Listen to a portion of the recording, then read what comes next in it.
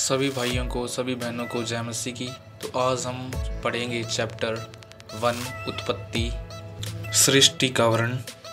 आदि में परमेश्वर ने आकाश और पृथ्वी की सृष्टि की। पृथ्वी बेडौल और सुनसान पड़ी थी और गहरे जल के ऊपर अंधियारा था। तब परमेश्वर का आत्मा जल के ऊपर मंडराता था। तब परमेश्वर ने कहा, उजियाला हो, तो उजियाला हो गया।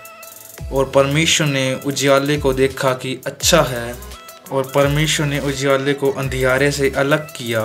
और परमेश्वर ने उजियाले को दिन और अंधियारे को रात कहा। तथा साँझ हुई, फिर भोर हुआ। इस प्रकार पहला दिन हो गया। फिर परमेश्वर ने कहा, जल के बीच एक ऐसा अंतर हो कि जल 2 भाग हो जाए। तब परमेश्वर ने एक अंतर बनाकर उसके नीचे के जल और उसके ऊपर के जल को अलग किया, और वैसा ही हो गया। और परमेश्वर ने उस अंतर को आकाश कहा। तथा साँझ हुई, फिर भोर हुआ। इस प्रकार दूसरा दिन हो गया। फिर परमेश्वर ने कहा, आकाश के नीचे का जल एक स्थान पर इकट्ठा हो और सूखी भूमि दिखाई दे, और वैसा ही हो गया। परमेश्वर ने सूखी भूमि को पृथ्वी कहा, तथा जो जल इकट्ठा हुआ उसको उसने समुद्र कहा। और परमेश्वर ने देखा कि अच्छा है। फिर परमेश्वर ने कहा, पृथ्वी से हरी घास तथा बीज वाले छोटे छोटे पेड़ और फलदायी वृक्ष भी, जिनके बीज उन्हीं में से एक एक जाति के अनुसार हैं, पृथ्वी पर उगें। और वैसा ही हो गया।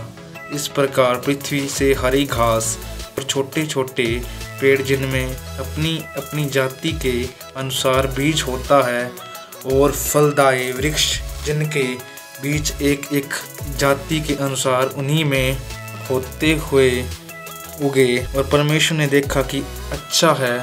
साँझ हुई, फिर भोर हुआ। इस प्रकार तीसरा दिन हो गया। फिर परमेश्वर ने कहा, दिन को रात से अलग करने के लिए आकाश में अंतर में ज्योतियाँ हो, और वे चिन्हों, नियत समयों और दिनों और वर्षों के कारण हो। और वे ज्योतियाँ आकाश के अंतर में पृथ्वी पर प्रकाश देने वाली भी ठहरी, और ऐसा ही हो गया।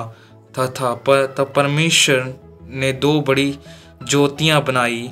उनमें से बड़ी ज्योति को दिन पर प्रभुता करने के लिए, एक छोटी ज्योति को रात प्रभुता करने के लिए बनाया, और तारागण को भी बनाया। परमेश्वर ने उनको आकाश के अंतर में इसलिए रखा कि वे पृथ्वी पर प्रकाश दें तथा दिन और रात पर प्रभुता करें, और उजियाले को अंधियारे से अलग करें। और परमेश्वर ने देखा कि अच्छा है। तथा साँझ हुई, फिर भोर हुआ। इस प्रकार चौथा दिन हो गया। फिर परमेश्वर ने कहा, जल जीवित प्राणियों से बहुत ही भर जाए, और पक्षी पृथ्वी के ऊपर आकाश के अंतर में उड़ें।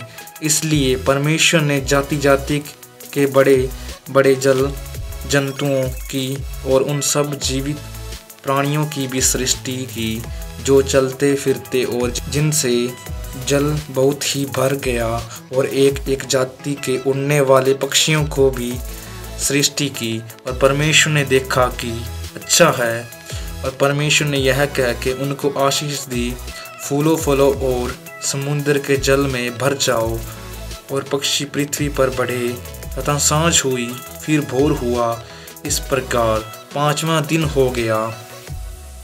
फिर परमेश्वर ने कहा, पृथ्वी से एक एक जाति के जीवित प्राणी, अर्थात घरेलू पशु और रेंगने वाले पशु, और पृथ्वी के वन पशु जाति जाति के अनुसार उत्पन्न हो, और वैसा ही हो गया। इस प्रकार परमेश्वर ने पृथ्वी के जाति जाति के वनों पशुओं को, और जाति जाति के घरेलू पशुओं को, और जाति जाति के भूमि पर सब रेंगने वाले जंतुओं को बनाया। तब परमेश्वर ने देखा कि अच्छा है। फिर परमेश्वर ने कहा, हम मनुष्यों को अपने स्वरूप के अनुसार अपनी समानता में बनाएं, और वे समुद्र की मछलियों और आकाश के पक्षियों और घरेलू पशुओं और सारी पृथ्वी पर और सब रेंगने वाले जंतुओं पर जो पृथ्वी पर रेंगते हैं अधिकार रखे। तब परमेश्वर ने मनुष्य को अपने स्वरूप के अनुसार उत्पन्न किया, अपने ही स्वरूप के अनुसार परमेश्वर ने उसको उत्पन्न किया, नर और नारी करके उसने मनुष्यों की सृष्टि की। और परमेश्वर ने उनको आशीष दी और उनसे कहा, फूलो फलो और पृथ्वी पर भर जाओ और उनको अपने वंश में कर लो, और समुद्र की मछलियों तथा आकाश के पक्षियों और पृथ्वी पर रेंगने वाले सब जंतुओं पर अधिकार रखो। फिर परमेश्वर ने उनसे कहा, सुनो, जितने बीज छोटे छोटे पेड़ सारी पृथ्वी के ऊपर हैं और जितने वृक्षों में बीज वाले फल होते हैं, वे सब मैंने तुमको दिए हैं, वे तुम्हारे भोजन के लिए हैं। और जितने पृथ्वी के पशु और आकाश के पक्षी और पृथ्वी पर रेंगने वाले जंतु हैं, जिनमें जीवन का प्राण है, उन सब के खाने के लिए मैंने सब हरे छोटे पेड़ दिए हैं। और वैसा ही हो गया। तब परमेश्वर ने जो कुछ बनाया था सबको अच्छा देखा, तो क्या देखा कि वह बहुत ही अच्छा है। तथा सांझ हुई, फिर भोर हुआ, इस प्रकार छठवां दिन हो गया।